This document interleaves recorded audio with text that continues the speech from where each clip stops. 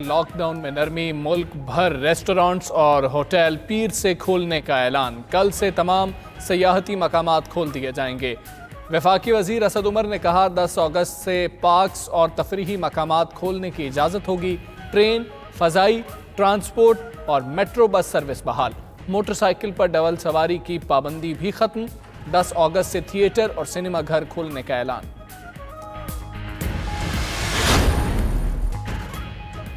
Beauty parlour 10 اگست، شادی halls 15 ستمبر سے کھلیں گے۔ دکانوں سے لاک ڈاؤن مکمل ختم، پرانے اوقات کار بحال۔ وفاقی وزیر اسد عمر نے بریفنگ دیتے ہوئے مزید کہا تعلیمی ادارے کھولنے سے قبل 7 ستمبر کو نظر ثانی ہوگی۔ کھیلوں کی اجازت تماشائیوں کے بغیر ہوگی۔ مزاروں پر جانے کی اجازت ہوگی، تاہم عرس کی اجازت لینا ہوگی۔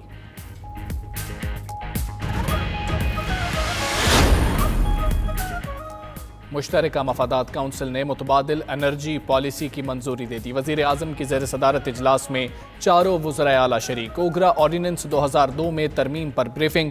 صوبوں کے درمیان پانی کی تقسیم پر تجاویز پیش۔ اجلاس میں 8 نکاتی ایجنڈے پر غور۔ اجلاس سے قبل وزیر اعظم نے وزرائے اعلیٰ سے کہا صوبوں سے تمام وعدے پورے کریں گے۔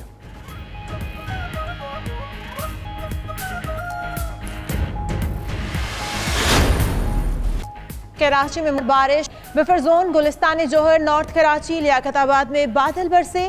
شارع فیصل، آئی چندری گر روڈ اور دیگر مقامات پر بھی جل تھل ایک ہو گیا۔ ٹریفک کی روانی میں تعطل، کئی مقامات پر گاڑیوں کی لائنیں لگ گئیں۔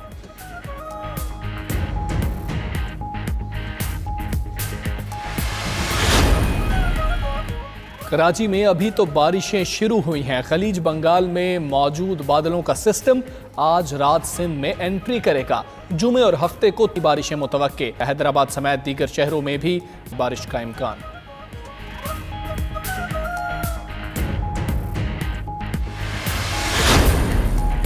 کراچی میں اب بارش کا پانی رکے گا نہیں۔ ترجمان NDMA کے مطابق 3 بڑے نالوں کے 42 بند پوائنٹس میں سے 35 کلیئر کر دیے۔ مجموعی طور پر 20,000 ٹن سے زائد کچرا نکالا گیا۔ سندھ حکومت بھی ورلڈ بینک کے تعاون سے نالے صاف کرنے کے لیے کوشاں۔ 20 سال میں پہلی بار 35 بڑے نالوں سے کچرا نکال لیا۔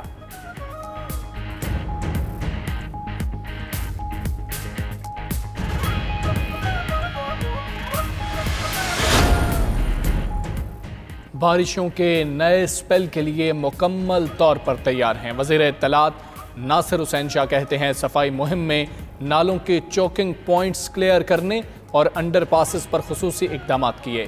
وزیر اعلیٰ سندھ مراد علی شاہ نے کابینہ ارکان پر مشتمل مانیٹرنگ ٹیمیں بھی تشکیل دے دیں۔ شہری بارش میں گھروں سے غیر ضروری نہ نکلیں، برقی تنصیبات سے دور رہیں۔ NDMA کی ایڈوائزری۔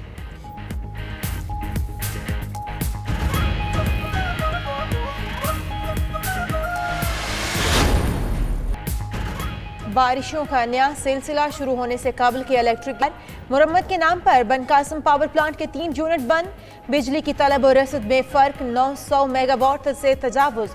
غیر اعلانیہ لوڈ شیڈنگ کا دورانیہ 10 گھنٹوں سے بھی بڑھ گیا۔ گرمی اور ہب سے شہری بلبلا اٹھے۔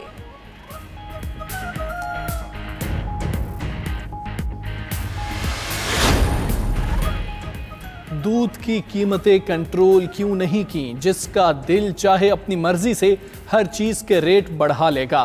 سندھ ہائی کورٹ کے ریمارکس۔ کمشنر کراچی سے دودھ کی قیمتوں سے متعلق مکمل طریقہ کار طلب کر لیا۔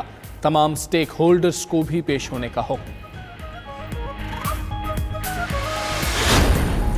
رمضان شوگر ملز ریفرنس میں شہباز شریف اور حمزہ شہباز پر فرد جرم عائد۔ دونوں کا صحت جرم سے انکار۔ احتساب عدالت نے استغاثہ کے گواہ 27 اگست کو طلب کر لیے۔ نیب لاہور نے 200 کنال اراضی اپنے نام کرنے کے کیس میں مریم نواز کو 11 اگست کو طلب کر لیا۔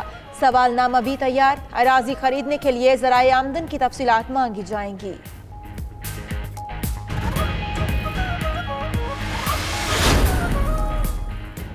LNG کیس میں نیب نے ضمنی ریفرنس دائر کر دیا۔ شاہد خاقان عباسی کے بیٹے عبداللہ خاقان اور ایئر بلو کے MD چودھری اسلم سمیت 5 نئے ملزمان نامزد۔ احتساب عدالت میں ریفرنس کی سماعت جج کی رخصت کے باعث کل تک ملتوی۔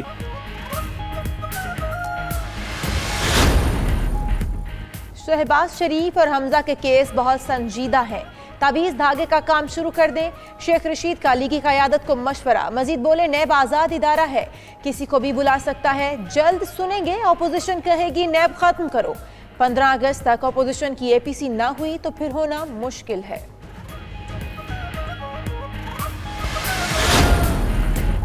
पाकिस्तान का जिम्मेदार रियासत होने का एक और सबूत। आलमी अदालत इंसाफ और इस्लामाबाद हाई कोर्ट के फैसले पर अमल दरामद। भारतीय जासूस कुलभूषण जाधव की अपील दायर करने के लिए भारत से एक और सफारती राबता। तर्जुमान दफ्तर खारिजा आयशा फारूकी का कहना है अदालती हुक्म के मुताबिक भारत से बाज़ाब्ता राब्ता किया गया।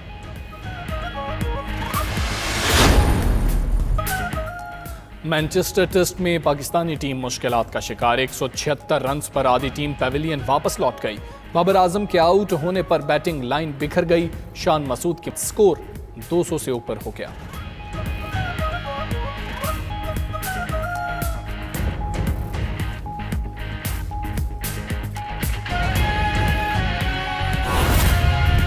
खास्ता से पहले ट्रेन खुद रुक जाया करेगी और पाकिस्तान सारी कौम मौजूदा हुकूमत का सबसे बड़ा प्रोजेक्ट यही है।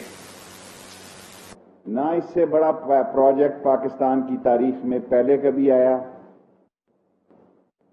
ना शायद बाद कभी आए, क्योंकि किसी ने इस ट्रैक को हाथ नहीं लगाया। अल्लाह ने ये इमरान खान के नसीब में लिखा था कि वो इस ट्रैक को हाथ लगाए, और ये ट्रैक जो है 70.62 पॉपुलेशन में से गुजरता है।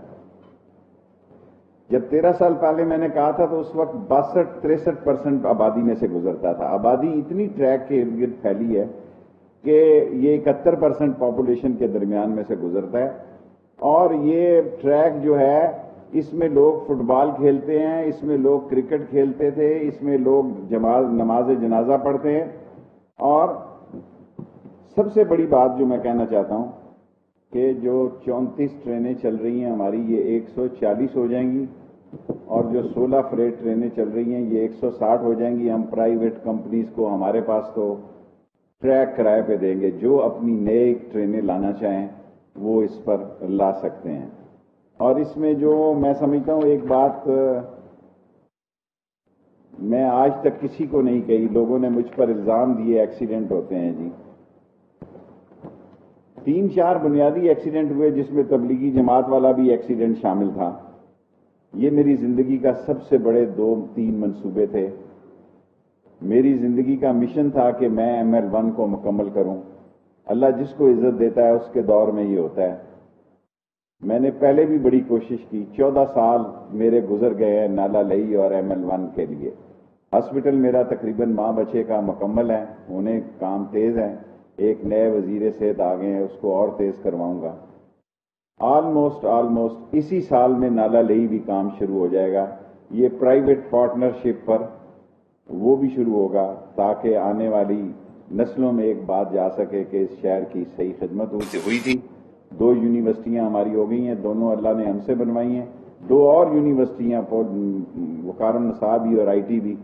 और मेरी कोशिश होगी चीन में जिसको टेंडर अलाट मिले, जगह रेलवे के पास है, एक रेलवे की यूनिवर्सिटी भी बनाई जाए। ये वो काम और बात है जिसके लिए मैंने अपनी सारी जिंदगी का मेन हिस्सा इस ML1 और नाला लई के लिए सर्व किया। और मैं सारी कौम को मुबारकबाद देता हूं कि सारी कौम को ये एजाज़ हासिल है कि ये इमरान खान के दौर में एक्निक में शेख हफीज की मशीर खजाना की क़यादत में ये मंजूर हुआ, और इंशाअल्लाह ताला इसी साल इस पर काम शुरू हो जाएगा।